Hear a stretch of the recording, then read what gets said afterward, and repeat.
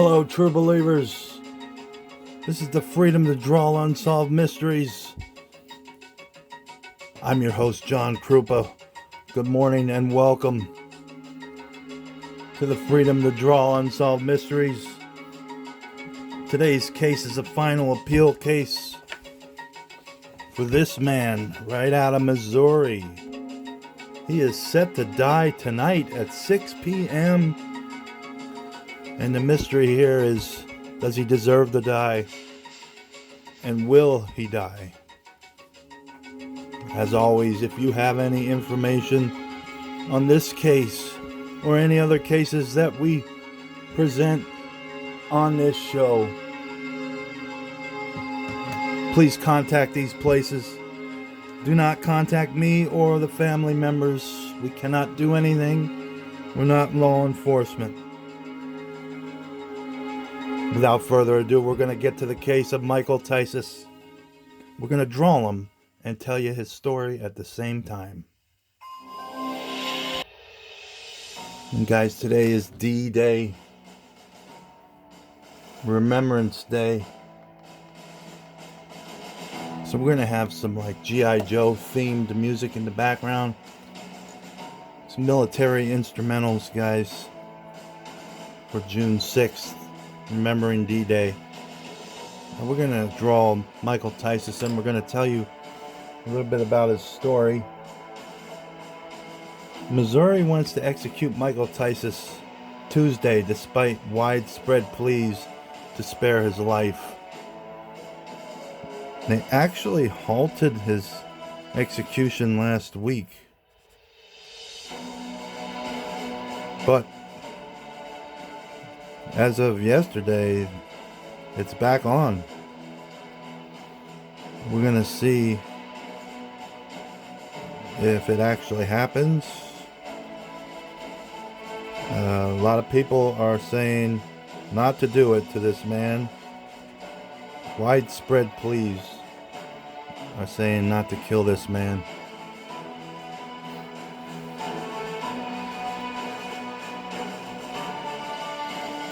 Michael Tisius is an artist like yours truly here, so this case kind of hits home to me.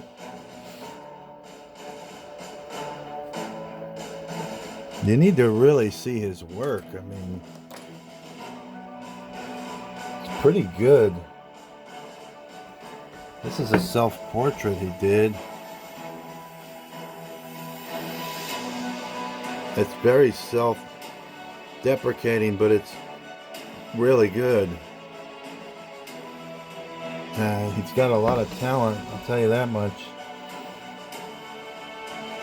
He seems misguided at the most. When you hear about his case, you're gonna probably agree with me.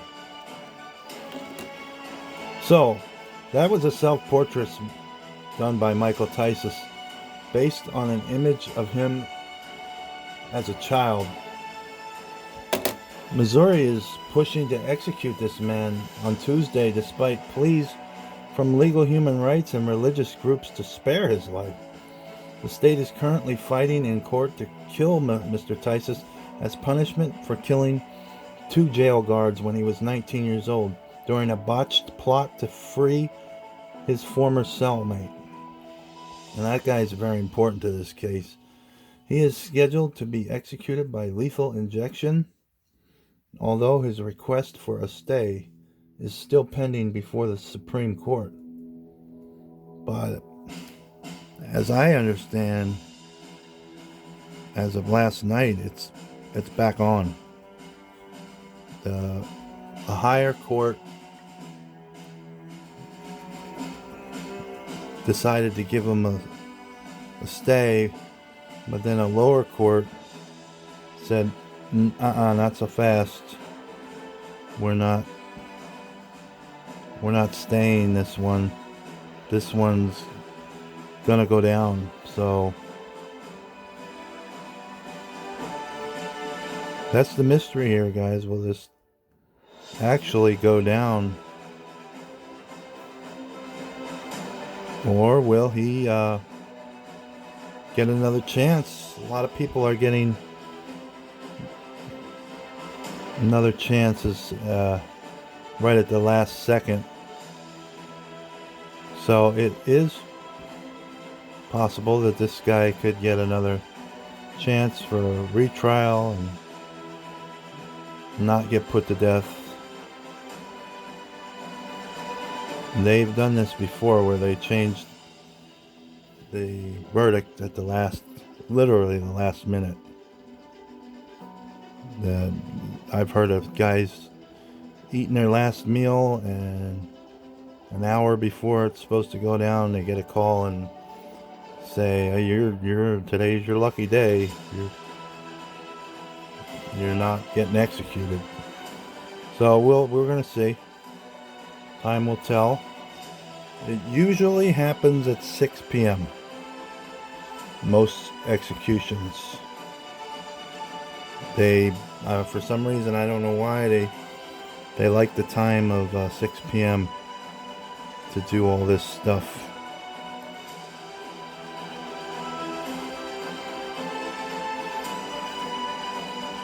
Like I said, this man is set to die today. As Tisius waits for the courts to determine his fate, an international array of groups, including the American Bar Association, the NAACP, and even representatives from European Union and Vatican, have urged Missouri Governor Mike Parson to grant him clemency.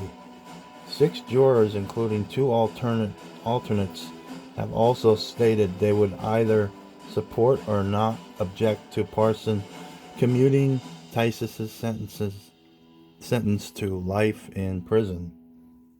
So his own jurors that convicted him are kind of changing their mind or reevaluating their decisions. So we'll see. They have been sparing people's lives that did way worse crimes than this guy. So I'm not saying that this guy is condemned yet. There's still minor hope for him.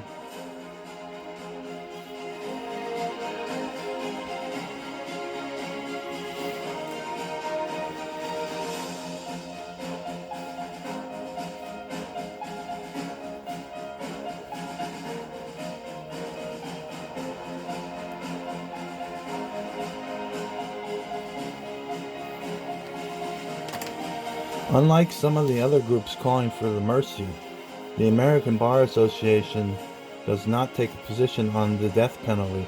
Rather, it has a long-standing position that states should administer the death penalty only when performed in accordance with the constitutional principles of fairness and proportionality that limit the death penalty to the worst of the worst offenders. In my opinion, I've looked over this case. This guy did a horrible, bad thing, but he's definitely not the worst of the worst. ABA President Deborah Enix Ross wrote in a letter to Parson. The letter cited Tisius' young age and neurological defects at the time of the crime, as well as the low flat fee of $10,000 paid to each of the 2 lawyers who represented him during sentencing proceedings, as reasons that the death penalty represented a disproportionate punishment for Tisius. And this is what he looked like when he was a kid. Those many years ago when he committed this crime. He does look like a punk kid to me.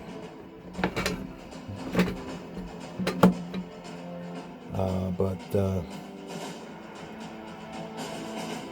I don't know. an updated photo of Michael Tisius from the state agency responsible for issuing driver's licenses. That was that picture. Like the overwhelming majority of those on death row in the U.S., Tisius faced profound neglect, violence, and poverty as a child. He was born in '81 to young parents who made clear they did not want him and had little ability of interest in taking care of him, according to Tisius's clemency petition. He had a brother that had some health problems, and they kind of doted on his brother as opposed to him.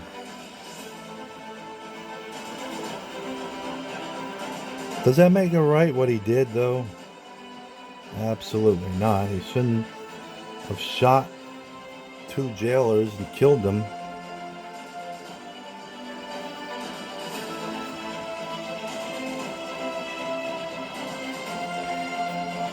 Like I said, there's guys getting off the death penalty that have done way worse stuff, and they granted them stays.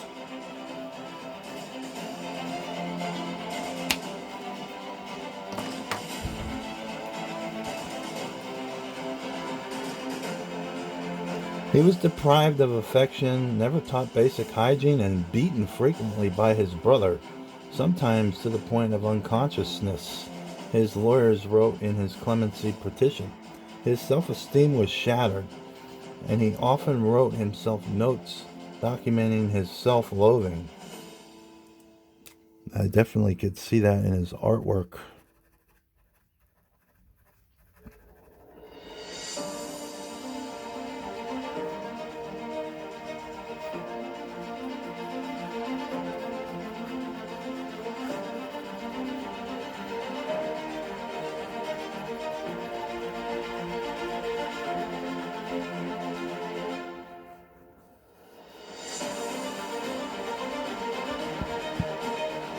As we remember D-Day, we're listening to some military-themed music as we draw Michael Tisius. We tell you a little bit more about this guy, this condemned man. Get an understanding of what led up to him doing this act of violence, random act of violence.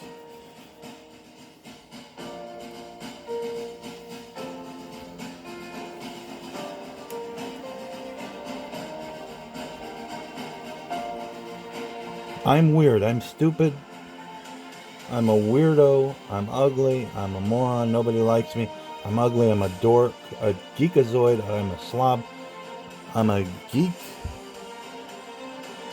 nobody loves me, I'm not worth a cent. He wrote while he was in the 4th grade, according to the clemency petition. Here's a picture of him and his folks and his brother.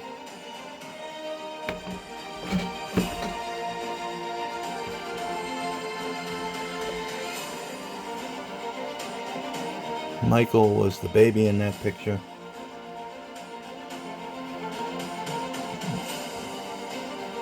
And those were his parents. In June of 2000, when Tisius was 19, he was sent to Randolph County Jail to serve a 30-day probation violation sentence for theft. Now this is interesting too. He basically had a boombox stereo that it was like a layaway, but they let him take it. Usually on layaways they make you pay, and then when your final payment is, you get to finally take it, but they let him take it, and he just decided not to pay it anymore. This is a weird way to land in jail. So he got 30 days probation violation sentence for theft. And then he briefly met his cellmate, 27-year-old Roy Vance. Now this guy was key to this crime that Tisius committed.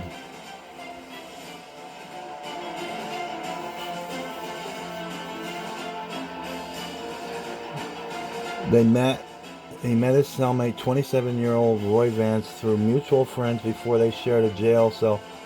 Vance, who was facing a 50-year sentence, immediately clocked Tisius as a young and easily manipulated person, Vance said in a video interview from prison, which was included in Tisius's clemency request. I took advantage of that. Now, what was Vance in there for? Well, he was in there for escaping another facility. So they took him from a facility that escaped. And the jail that Michael Tisius and Roy Vance were in is basically like an upgraded mansion house. It did not even look like a prison to me. I've seen pictures of it. I don't have them available right now for you to see, but trust me when I say it looked like a very laid-back, unprofessional prison, in my opinion. So Roy Vance escaped from prison, and then they sent him to a unprofessional, like, house jail for reasons that are beyond my knowledge.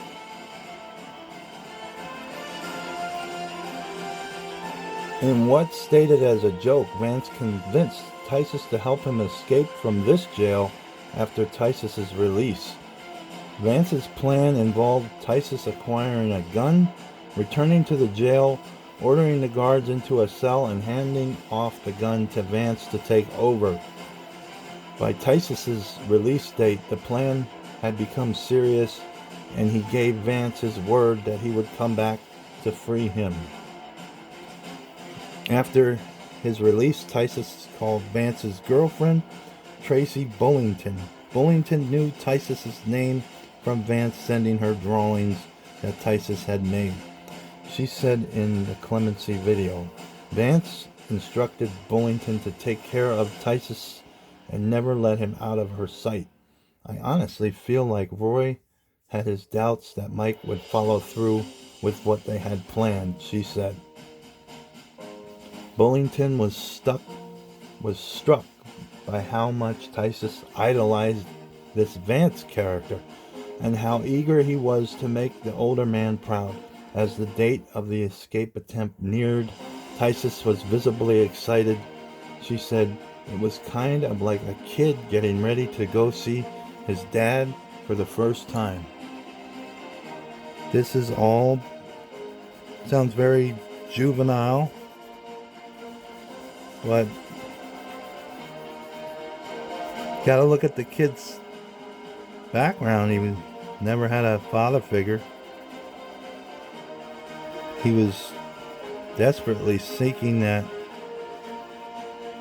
male attention, the male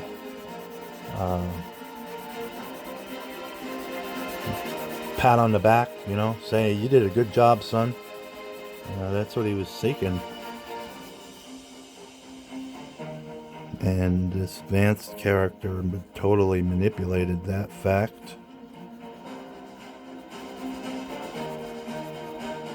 Does it make it right that he, in a moment of panic, he shot these two cops? Absolutely not. But does he deserve to be put to death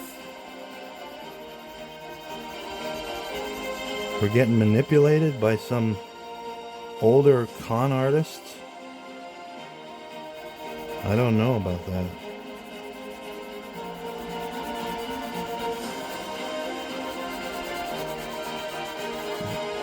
But he has a free mind and free will. doesn't have to listen to people like Roy Vance. These are all pros and cons of this case. But when Bullington and Tisius returned to the jail a little more than a week after Tisius's release, he panicked and fatally shot two people working at the jail, Leon Egley and Jason Actone. He was frantic and kept apologizing for ruining my life, said Bullington. So in a panic, he did shoot these two jailers. The jailers were said to be cool with the inmates, often getting them contraband, like cigarettes, food, and just saying, hey, no problem, I got your back, you got mine. It was not a professional jail place, to say the least, at all. It was totally unprofessional, this jail place that they both resided in. After initially fleeing, Tisius eventually surrendered to the police. I know what I have done was wrong and will never be fixed, Tisius wrote in the statement after his arrest. An officer asked me if I could go back and do it all over, what would I do? I said I would kill myself to save their lives. But Vance and Bullington are serving 2 life sentences for their role in that plot. So that scheme totally went wrong and backfired on all participants.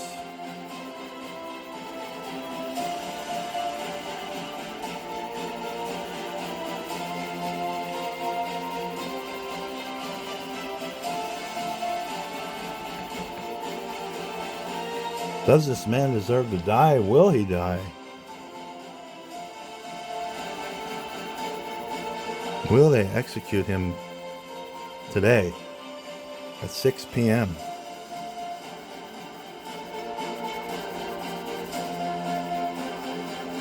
As we listen to the military music in the background, it is D-Day.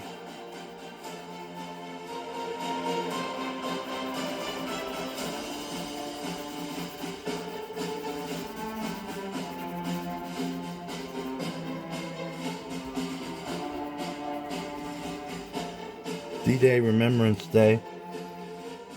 Tisius's first death sentence was vacated because evidence was presented inaccurately during the penalty phase of his trial. For the second trial, he was appointed 2 private lawyers contracted by the Missouri State Public Defenders, who were each paid a flat fee of $10,000. $10,000 is not a lot for a lawyer. The ABA has long cautioned against the flat fee arrangement in capital cases because of the unacceptable risk that counsel will limit the amount of time invested in the representation in order to maximize the return on the fixed fee. N.X. Ross, the ABA president, wrote in her letter urging the Missouri government to grant this guy clemency. So even that person is trying to get this guy off for just from death penalty to just life. Well, not just life. I mean, that's a slow death sentence, if you ask me.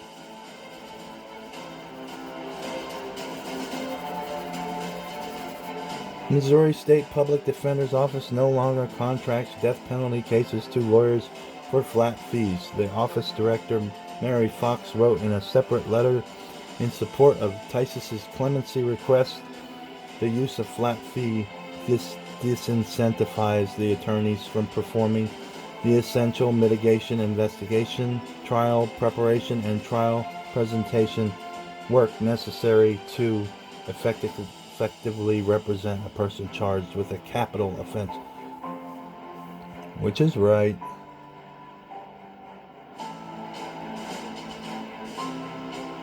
The affidavits from jurors included in Michael Tisius' clemency petition demonstrate that if resentencing counsel had provided the resentencing jurors with the available mitigation evidence which had been presented at a prior hearing in which Michael Tisius did not have flat fee counsel and which resulted in the new sentencing hearing, that a life without probation or parole sentence could have been returned, Fox wrote.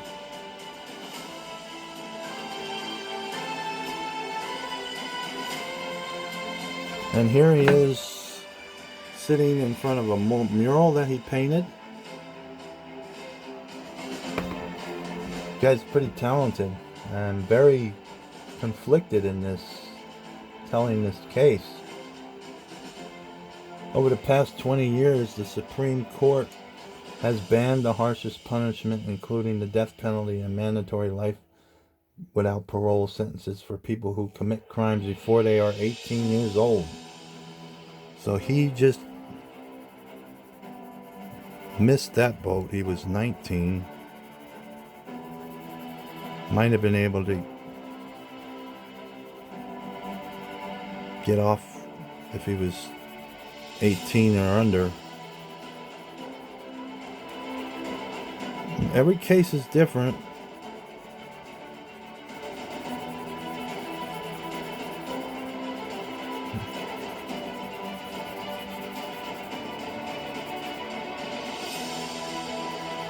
I'm definitely not in support of this man getting executed.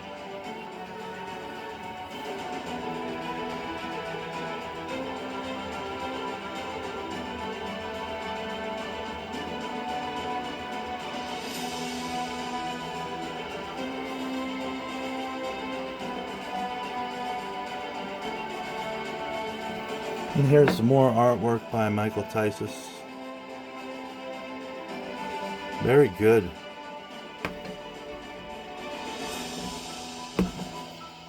And it says further on in this article that the psychiatrists believe that he has empathy and severe remorse for what he has done. That's all you ever want anybody that's taken a life to act like, is remorse. Remorseful and empathetic to others for what you have done. You owe a debt to society. I believe he is paying his debt every day he sits in that jail. Tisius has spent the last 23 years incarcerated, continuing to make art.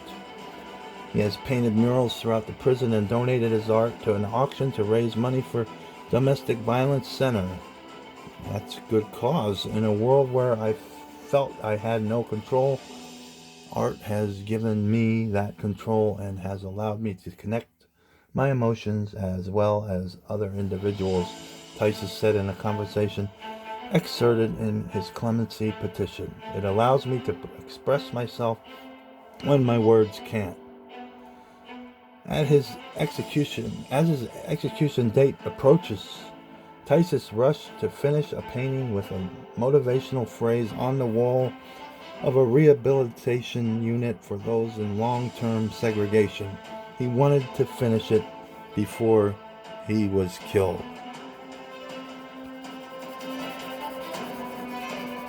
Does this man deserve to die? Will he die? Or will they show him some leniency for all the good he has done after that heinous act that he did commit? No one's trying to give him a pass, but we're just trying to say that there's people on way worse crimes getting off of the death penalty. In Texas, I know 2 cases in Texas where they got off, and there's one in Arizona too. The guy got off the death penalty. All right, that does it, guys. Our time is up. Check out Michael Tisius' case and see if you think he deserves to die tonight at 6 p.m., guys. Peace out, true believers.